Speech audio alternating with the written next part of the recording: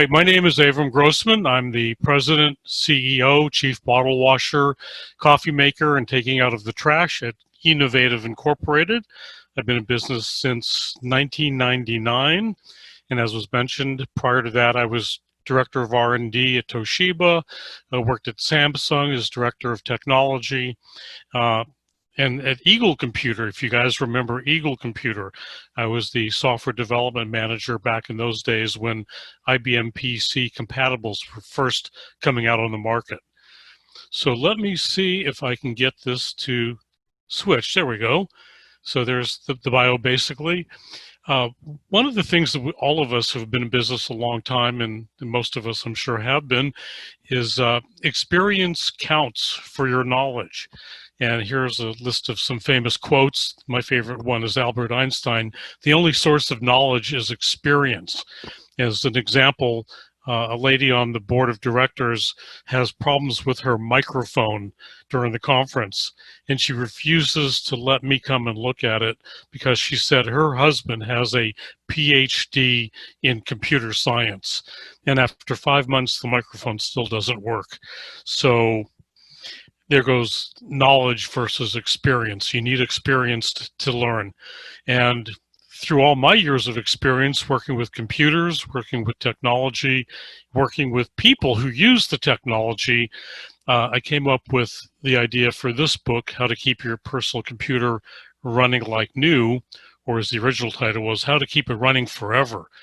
Because many of us have computers that are still sitting on the shelf with DOS on it or Windows 3.1, and they still work. Yet when I install a computer at a client's office, it's usually 2-3 months later, I get a call that the computer stopped working. And I wanted to know, okay, what is it that's wrong with their computer? When I left it, it was working just fine. So I started noticing a pattern. It's how people use their computer. So why is this book for you? Well, first of all, we are all computer experts and we know what to do to help other people with their computers, but are we applying the same principles that we tell our customers for our own use? I know even in my case, I sometimes get a little lazy, especially things like password management. As we heard in the last presentation, I have a password manager that I use, but I never update it. So if I'm on the road traveling and I get stuck in Italy, having to log on to my Gmail account, which I haven't used for a while, I can't find my password, or at least not the current one. So keeping up with the technology and using it is what's important for all of us. So we all, of course, want our computers to run like new, because when they run like new, when you first buy them, you just think, oh man, this computer is just running super fast. So happy I bought this new computer. The information that we have on the computer, often we've transferred from our previous computer, which contains all of our Word documents, email, photographs, pictures of the kids, pictures of the grandkids, pictures of the dog, pictures of the previous dog, and it goes on with things that we use our computers for and becoming more dependent on them. So, of course, one of the most important things in keeping your computer data is backing up your data. And we'll talk about that. And if you're an IT person, there's always something new you're going to learn. I once had a pharmacist when I was 10 years old at the store across the street, wanted to change a battery in something. And he said, let me show you how to do it. And I grabbed it from him and said, no, I know how to do this. And he said something to me that always stuck with me. He said, even though you may think you know how to do something, let somebody else show you their way. You might learn something. So I'm always willing to learn from other people things that I think I already know, but I'm willing to listen. So why is this book and why is this information useful for your users group classes? Well, do you teach computers? Teach your members how to use their computers properly? Do you want them to learn how to use their computers properly? Do you enjoy receiving emails at 3 in the morning with simple questions?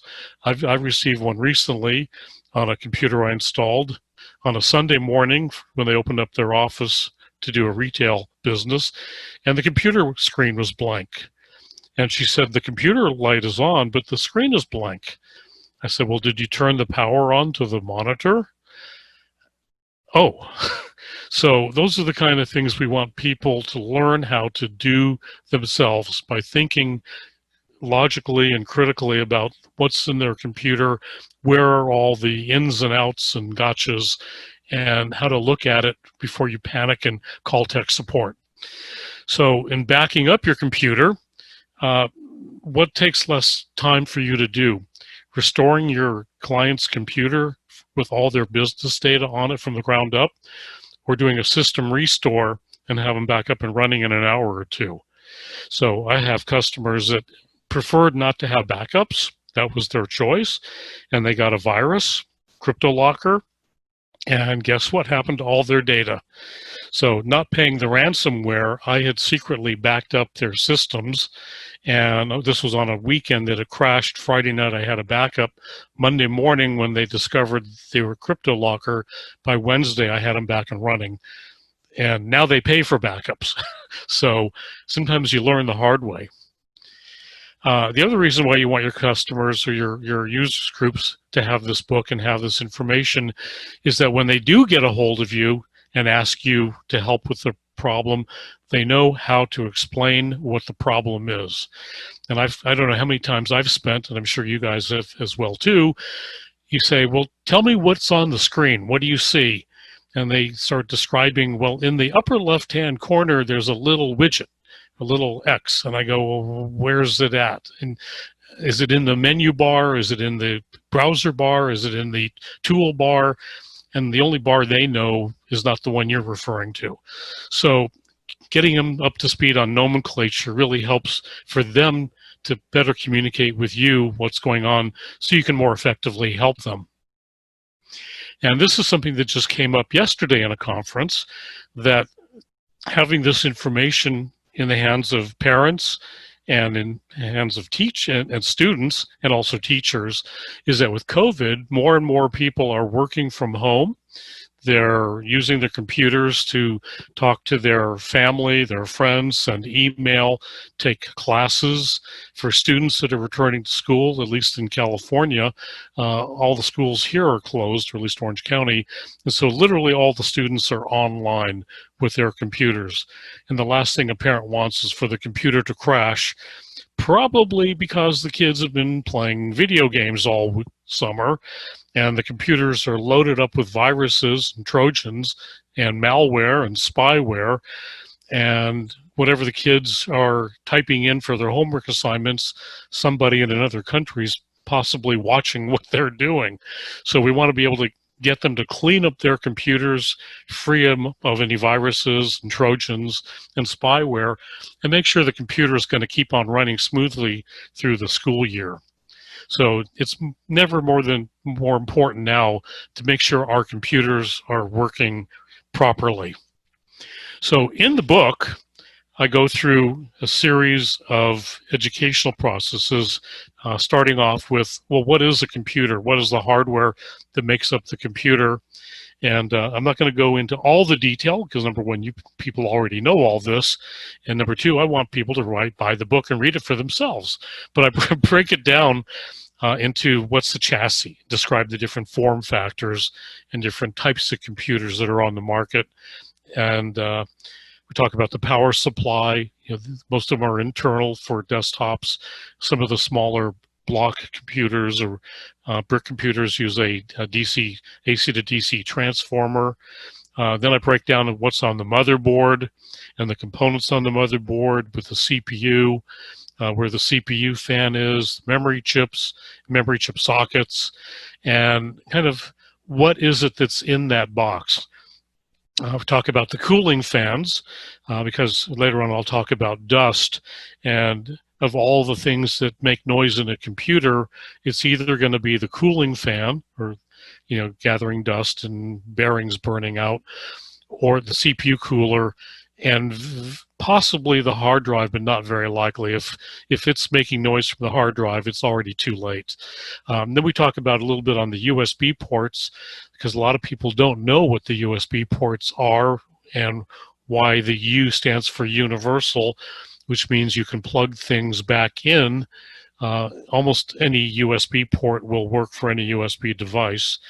And I'll mention it later, but I'll also mention it now, that is, I've seen people, when they take their computer apart, go to move them, they literally label every USB cable with a number, so they plug it into the same USB port that it came from on the back of the computer.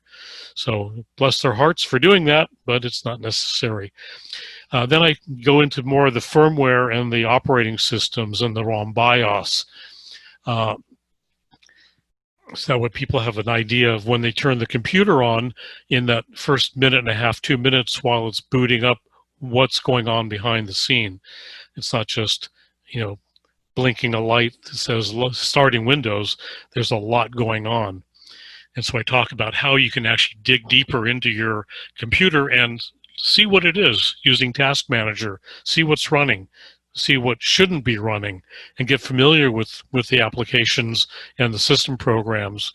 And that's actually a good way for them to eventually learn to recognize, is there a Trojan running or a keylogger or something running in the operating system in the background that shouldn't be there, and how to spot it. So one of the things we talk about is how your computer works when it's working properly. We talk about how to turn the power on and wait, obviously logging into your computer. And if you don't have a sign-in with a password, you should. It's highly recommended. Mention what's the microprocessor doing while you're sitting there waiting to decide what to do, what's happening in the background. So again, we talk about looking at the task manager and the process manager, and again, teach them what's happening inside your computer, and getting an idea of what's happening when they're typing and when they're not typing, or if the Windows browser is open, what's happening in the background. A lot of times people call up and they say, oh, when I bought my computer, it was running really fast, but it seems to be slowing down.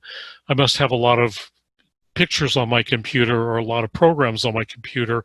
I'm going to start deleting things to speed up my computer. And the answer is no. It's not how much information you have on your hard drive that's going to slow down your computer. It's how much information is being loaded into the system memory, and like tasks and functions that are in the background. And so we teach them how to look inside the operating system to see what tasks are running, and how to get rid of some of the tasks if you really don't need them. One of the biggest ones, I think the most obvious, is using the 3 or 4 different web browsers.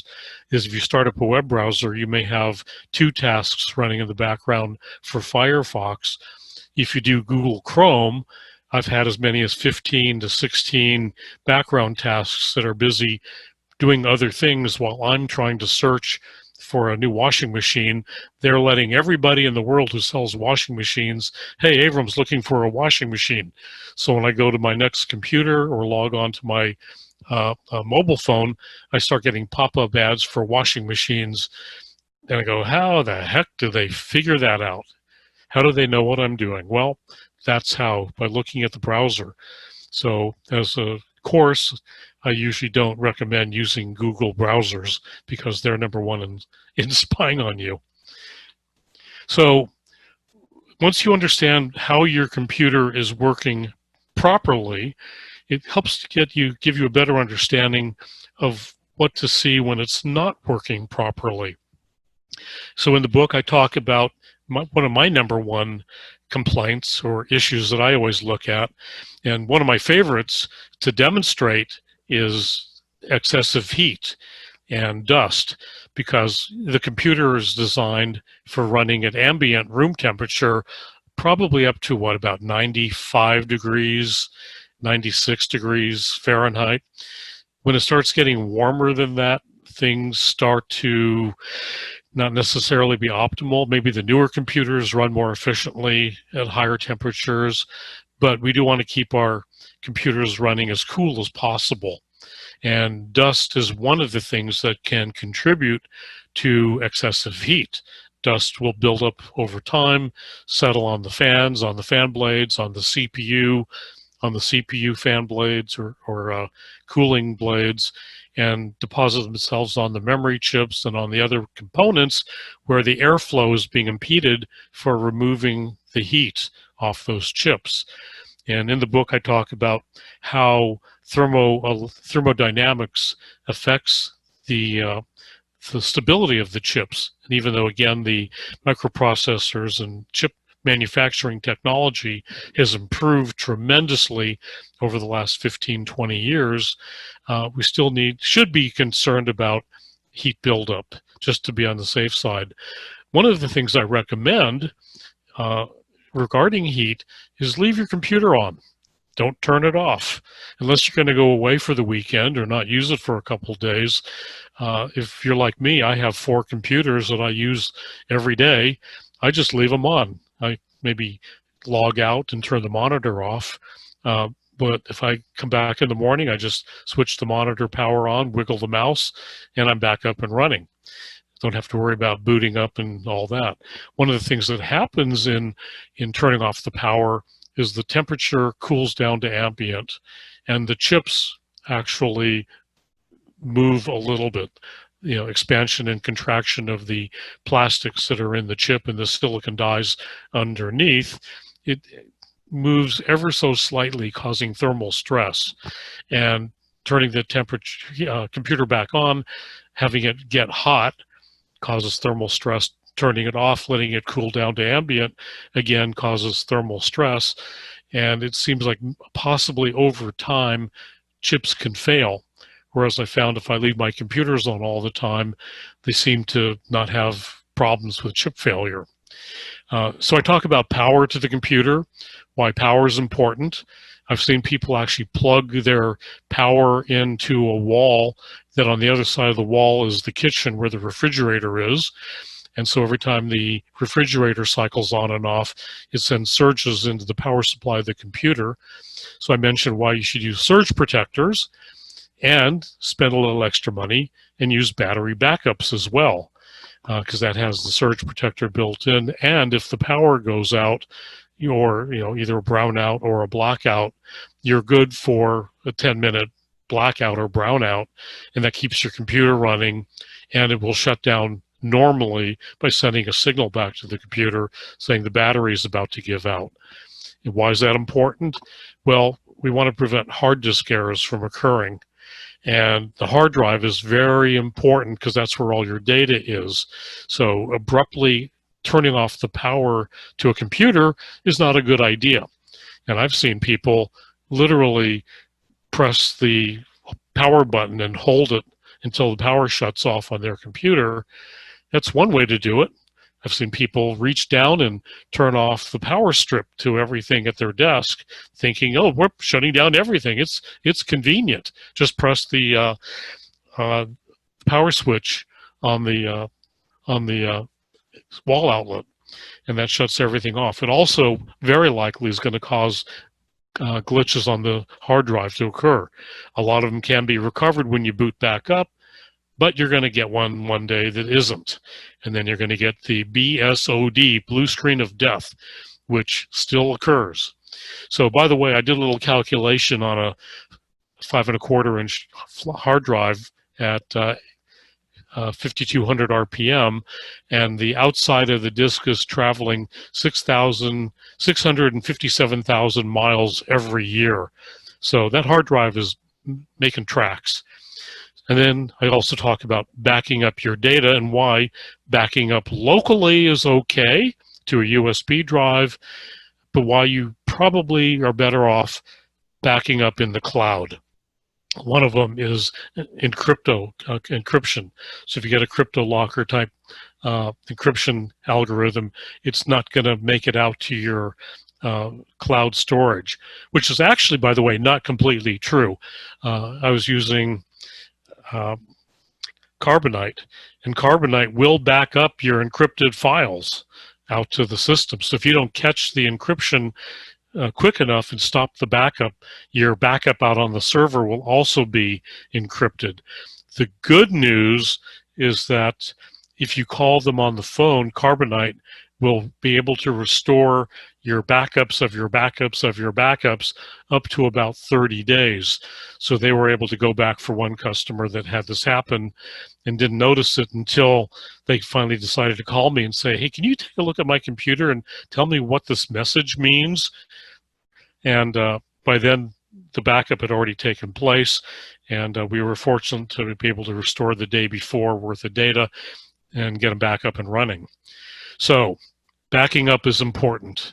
All these little steps take a little extra time, but believe me, it's a lot easier than replacing your computer and a lot easier than replacing all your data. So looking inside the computer again, we talk about how to shut the computer down properly using the start menu and go to shutdown or log out if you want to log off.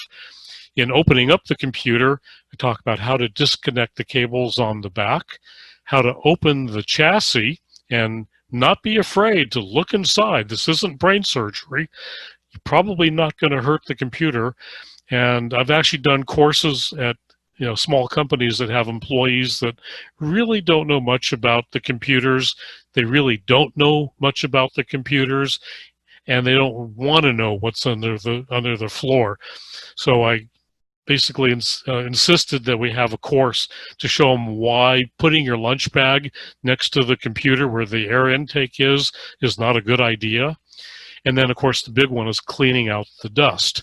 And I have a little video I prepared just to show you guys something interesting. I find a lot of people, actually, even the IT professionals that I work with, don't necessarily do this.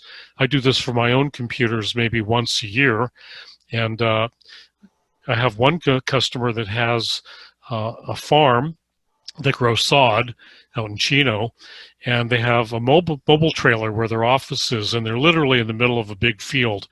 And if you want to see dust, I've actually opened the computer up and had everyone come out and look when I blow the dust out. And it's literally a dust storm where you have to blow it and walk away and let it settle. So let me run this video for you and watch me clean out the dust from my computer.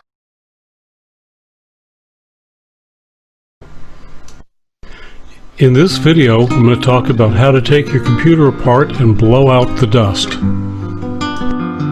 So here's my own personal computer sitting on the floor, perfectly exposed to all the dust, dirt, and dog hair that happens to be coming by. So the first thing we're going to do is shut down the computer properly.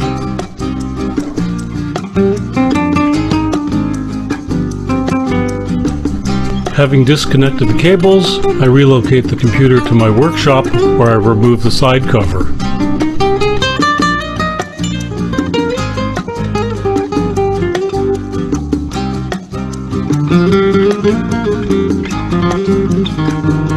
And what do we have here?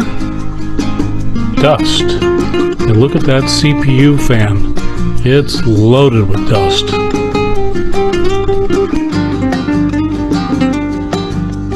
Normally I don't use the dust spray because it's not strong enough. I usually use my air compressor, as shown here, or a vacuum cleaner with the nozzle turned around backwards. So now with the computer outside where there's a light breeze, I'm going to start off by spraying the duster on the back of the computer where the power supply is. Working my way around to the front, I'm actually blowing the dust into the chassis.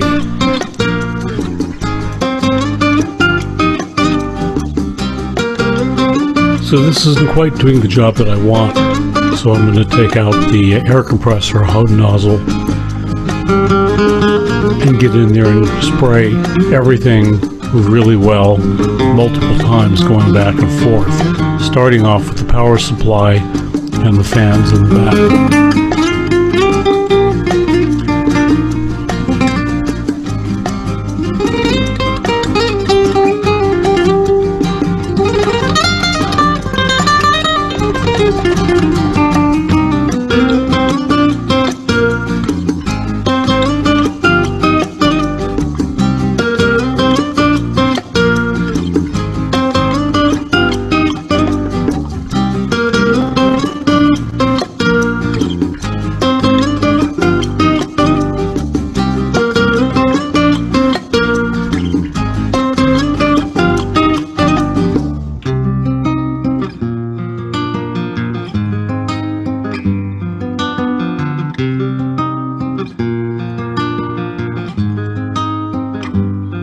For me, there's something personally satisfying knowing that my computer is clean and dust-free, especially on the fans, which eventually can build up enough dust they start to squeal and burn out bearings. If you have a dog in the house, you might find this inside your computer, and if you have a cat, you're going to be in for a big surprise when you open up the box.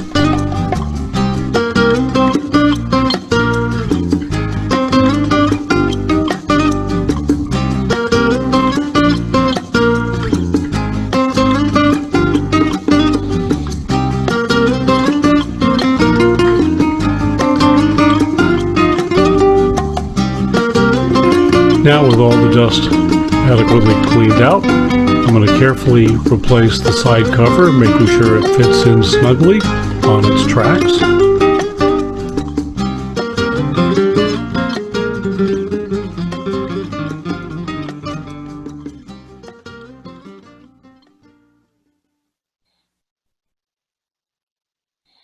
And now, putting the computer back into its place under the desk, I'm first going to vacuum and clean the dust that's been accumulating behind and underneath the computer.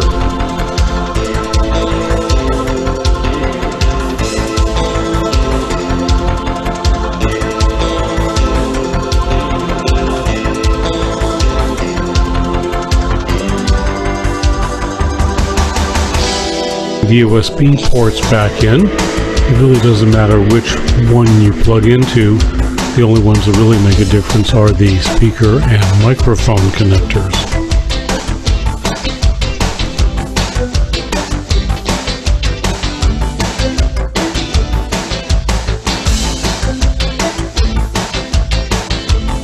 And make sure you don't block any air inputs. You want to keep everything free flowing and open.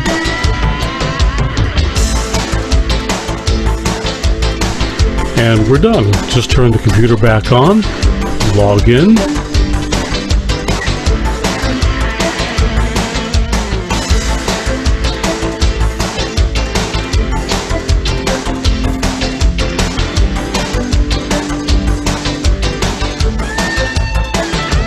and thank you for watching.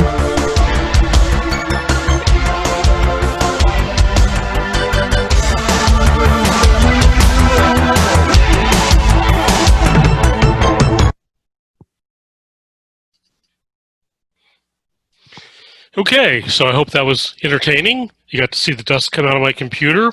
And if you do this on your computer and you haven't done it before, make sure you do it outside. There'll be a lot of dust coming out. And if you have a cat, like I mentioned in the video, you're in for a big surprise because those cat hairs get into the fan and suck up everywhere, blocking vents.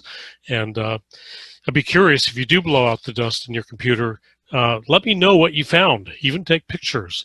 And then this video I'll be posting on my website at innovative.com.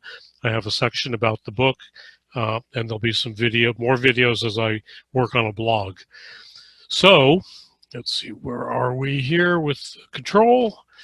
So in the book we also talk about the software, and we go into again, as I mentioned, why is my PC running slowly? It's not necessarily going to be because of the files on your computer, even though I do mention how files become defragmented and will slow down the disk I/O access. However, all the new Windows operating systems run system defrag automatically once a week, so not like the Windows 7 and before days where you had to remember to go in and run defrag. It does it for you automatically, but it is something to be concerned with. I talk about the system programs that are running and loaded in memory, then how to look at the applications, processes, and services and what they are and why those are important to know what they are, so you can look at them and see if you see something running that you shouldn't have running. Quite often I've had an application that when I go to click and start, it won't load. It just sort of blinks and goes away. And then you look into the system processes and find out the application is already running. Skype was one of those that has done that for a long time. In previous versions, at least, I couldn't launch Skype. It turns out there were 4 copies of it already running. Once I exited those out or terminated those processes, then Skype would start normally. So for a customer, I don't want to get a phone call on a Sunday afternoon saying they can't start Skype, something's wrong. I want them to be able to think through the process and look first at what it might be before they start calling me. The boss likes that because then it's a lot cheaper for him as well, too. Then I talk about malware, spyware, Trojans, and how things can get into the computer, even with the best of cybersecurity and malware programs, anti-spyware programs, things still get through. I talk about why not every program, not one program is going to protect you against everything. I also talk about running system scans where you just load a program to run one time, exit out. So I use super anti-spyware, for example. I load it up once a week, run it, clean out mainly cookies, helps keep the tracking down. So here we talk about choosing an antivirus program. There are lots of them on the market. I talk about why the free ones are, you get what you pay for. Usually they're free. You might get a good one, but then they're constantly going to ask you to upgrade, or if it does find things on there to be removed, you have to pay to have the spyware removed. So there are some free anti-spyware programs out there, but I do recommend a couple of them that I like to use. You know, they cost $35, $45 a year. The one I use is ESET, and I can get 3 computers loaded. I get a 2-year subscription, so it's, I think, $35, $45 for 2 years for 3 computers. I talk about cookies, how cookies are used for tracking what you're doing, how malware gets in, how Trojans get in, what the difference between a malware program is, what a Trojan is.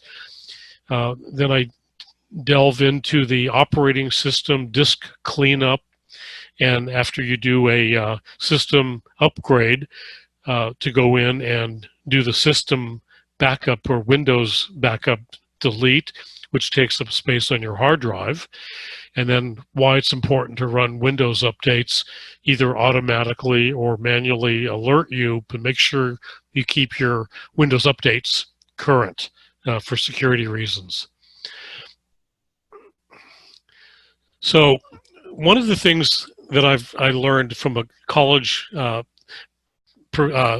calculus professor is he would talk about integral calculus, and we would sit there and look at him with our eyes crossed, and he would say things that to remind us to pay attention and listen, even if you don't understand what it is that's being talked about. One day, a year later, 2 years later, whenever, you'll be bending over to tie your shoe, and you'll think about something he said, even if it was a joke, and you'll go, aha, that's what he meant by that integral calculus equation, or something that he may have said. So the light will eventually go on. It'll eventually make sense. So when I talk to people, I tell them, you may not understand what it is I'm referring to today, but please pay attention, because one day you will know what a Framistam is. And when you hear someone say, hey, your Framistam is broken, you'll go, ah, I know what a Framistam is. You can't fool me. So knowledge is power. The more you know, the more you can be the master of your own personal computer and be the master of your own IT universe. So if you have any questions, I'm reachable through Innovative Incorporated. Again, I'm the chief bottle washer, chief technical officer. Whatever needs to be done, I do it. I have a website at innovative.com, and there's a link to the book on Keep Your Personal Computer, where I have some more information, some downloads, and I'll be doing the video posting. You can buy the book if you want on Amazon. There's actually, as of 3 days ago, a Kindle version for a cheaper price. And once I figure out how to give discounts through Amazon, I'll pass those on to you guys so you can buy the Kindle version at a discount. So again, if you have any questions, hopefully they've been forwarded in, assuming that there's still people online listening. Oh, they are. Okay, and I'm here to answer questions. Okay. We'll jump to the one nice demonstration on the cleaning of the desktop. What's your recommendations on cleaning a laptop? If you can open the laptop up, and a lot of them you can't, especially things like Apple MacBooks, is I just use the lower pressure air compressor can and just look for the air vents and try to blow out the dust from all directions. If possible. Same thing with the keyboard, by the way. I turn the laptop upside down and blow the dust out of the keyboard. And you'd be surprised what kind of crumbs and cookies that you ate last year are still in there. I do the same thing with my desktop, by the way. I clean out the keyboard upside down. I use a trackball with a billiard ball type thing. I blow that out every couple days. Or if you have a mouse, turn it over and clean out the little mouse ball that rolls around. Maybe even take it out and clean the dust out of that. So laptops are a little harder to get into, but at least make some effort to blow the dust out if you can. Good. A question was, as we watched your video, what pressure are you using on that air hose to be blowing out stuff? Yeah, I have that. I use that for paint spraying in the garage. I had it set to 85 psi, but I actually usually have it set to 100. So it seems like using 100 psi doesn't blow the chips off the board. They're pretty well soldered down. Okay, well that's a good one. So then, explain to us the pros and cons of why you blow it out instead of vacuum it out.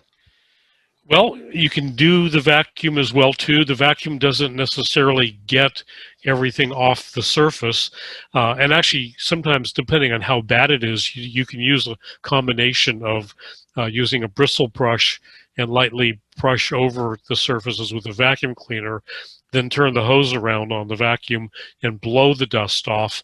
And if it's really bad, I get a microfiber cloth and wipe everything down and get things off the surface. Sometimes the dirt does stick. You may have noticed in the video, the CPU fan, the plastic edge still had dust on it that wasn't coming off even at 85 psi. So I would go in there with a microfiber cloth and wipe the dust off of it and then blow everything out once again. So. Okay. Referring back in the beginning when you're talking about processors and heat and stuff, do you have any kind of recommendations, or are there utilities or software that can be used to report the heat levels?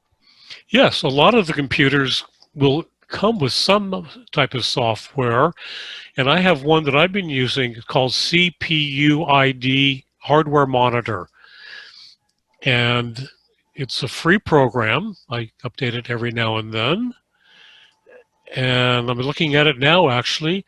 It goes through your CPU and all the system sensors, and it gives you all the information you're ever going to want to know about your computer, voltages, current drain. It's going to give you temperatures of the various packages. So, for example, I'm looking at my Core CPU. It's running at 29C. And the package on the outside is at 32C or 91 degrees. It talks about your clock speeds, airflow sensors. It's going to tell you the RPM of your various fans. So if you look at it and start writing things down, the next time you'll notice if the fan's running slow, you have buildup taking place. So I use this one. It's a free program called CPUID HW Monitor. That sounds good. Going back to a previous part in your presentation about shutting off the computer, what are the pros and cons of sleep mode versus powering off? Well, excuse me, I'm going to sneeze here. From the Eagle computer days, the old days, when sleep mode meant it wrote an image of your of your memory to hard drive. And I don't know for sure if it still does that. I have a feeling it does, unless you have a solid state memory system, which again, I'm not sure what it does for sleep mode, but at least what it used to do in the older operating systems is write an image to the hard drive, and when you power back up, it restores that image, which takes time. So I typically don't use sleep mode only because it's a lot faster to basically, if you just walk away from your computer, that's sleep mode for me. That's enough. Does Windows 10, the current one, really need a malware program added to it? I'm not sure what's in Windows 10 that will keep you from needing some type of additional malware program. I know the bit of what's it called? I'll think of the name here in a second. The one that comes with Windows is pretty good, but again, it's not perfect. And so I use it as the primary, or one of the primaries, but I also add in ESCT, which runs in memory as well. Now, if you remember in the old days of antivirus, you couldn't have more than one antivirus program running at a time because they would share the interrupts. And one computer, one antivirus would say, "Oh, I caught an antivirus." And the other one would say, "Oh, I caught an antivirus too, so I'll let you take care of it." And the other one would say, "No, no, no, you caught it, so you take care of it." Mm-hmm. So ultimately, nothing would get taken care of. Everything would slip through the cracks. Now, most of the antivirus programs are designed so they can work in conjunction with others that are loaded. But again, I try to keep it down to just the two, the one that comes with Windows 10, and then something else that you purchase, like a Norton or Symantec, or if you want to trust the Russian Kaspersky system, use Kaspersky. Any of those will work. One of the things, by the way, I tell people is I try to use some that aren't as popular, because it's just like locks. If you're going to be a thief and break through a security system, Schlage is probably the first lock you'll learn how to pick. And so if you're in cyber spyware world, Norton is probably the first one you'll learn how to work around. So I try to get some that are a little bit less known but are highly rated. Let's see. I've got to read my things here. This is a toughie, I think, but I'm going to ask it to you anyway because of your background. We love tough questions. How do you know which of the system programs should be running when you look at your... Well, that comes back to experience and looking at it. And I actually, for a long time, was looking at it or either writing down what I saw or doing a screen copy and sort of trying to make myself aware of what should be running and what isn't. The other thing that I do a lot of is do a Google search. So if you see a program running and you're not sure what it is, I put it into a Google search. And there's, I think, process.com is a website that reports on programs that are standard, programs that are legit, and programs that use the name, that mask the name, but can be spyware, and others that are just plain spyware. And a lot of times you'll see stuff running in the background that are system drivers for something that you're not using or used to use. Like you may have uninstalled a program that you tried out, but its drivers are still being loaded. So you can identify them, find them, and uninstall them. So it's just experience is what is your guide for that. And having a good memory. Yeah. Well, sometimes when you look through the task manager, you will see multiple incidences of the same thing running, but they're all doing something different. So you don't. Yeah, and there are some, mainly the ones that run the operating system window screen. Let me see if I can find that on mine real quick. Let's see. I know you should be able to see this. Mm-hmm. So here are all the processes that are running, and like these COM surrogates, those are all they're the same thing, but they're running different tasks. Now, one of the things you can do, and I've done this just for fun, is kill something, like here's for a client. Well, I'm not using that, and I don't know why it keeps on running. I'll just end the task. And usually it doesn't kill your computer. If you do the Windows browser ones, it will shut down. There's Splashtop running in the background that I use. Spy Hunter is a program that I run when I reboot, but I usually exit out, and it looks like I forgot to exit out. So I'll go ahead and clear that out. Seems to want to restart itself. So part of this is just getting experience. Here's a little thing called Tiny. This is a database program. Here's my Windows Defender. That was the name I was looking for. Windows Defender comes with Windows 10. And let's see, so here are the ones that run a lot. Service Host. Yeah. And you'll see lots of copies of that. This one seems to expand a little bit about what it's servicing. And if you shut one down that's the wrong one, you can restore just by rebooting your computer. So you're not going to necessarily kill your computer by shutting these off. There's an Acro tray, which is something that pops up all the time. This one, if I kill, will kill our Zoom conference. So, be careful, but be daring and experiment around and see what's there. Kill it and see what happens. If you look at your performance, you can see a lot of times people say my computer is running slow, or I do this. I start my computer up and go, why is it taking forever to start the browser?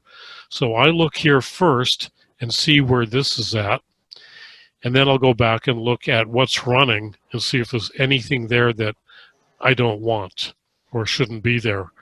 So it's not a hard question to answer. It's just a long answer to a question to answer. I'll give you one question before we end up. I finally figured out what the question was.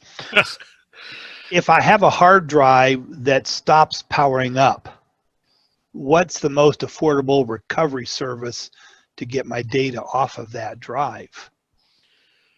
Well, I've used a data recovery company once, and I paid them in advance, $1,200, and they handed me back the drive and said, sorry, we can't help you.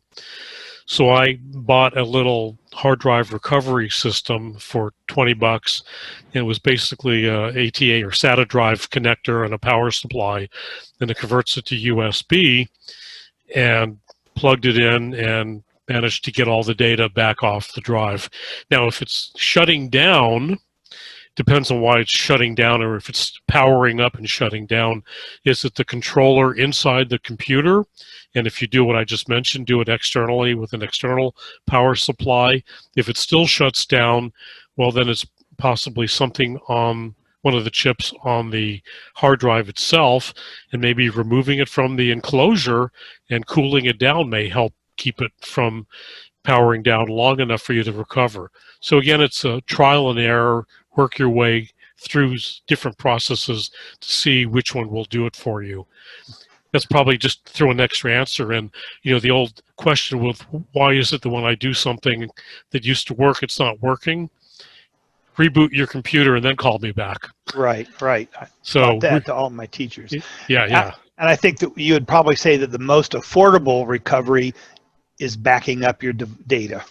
Exactly. In the long run, it saves a lot of time for you, for your customers, especially for businesses. I can't emphasize how important backing up critical company data is, and even better, backing up the server with an image that you can restore the image, bare metal restore, and have them back up and running in an hour. So there's a lot to learn as a computer professional. Mm-hmm.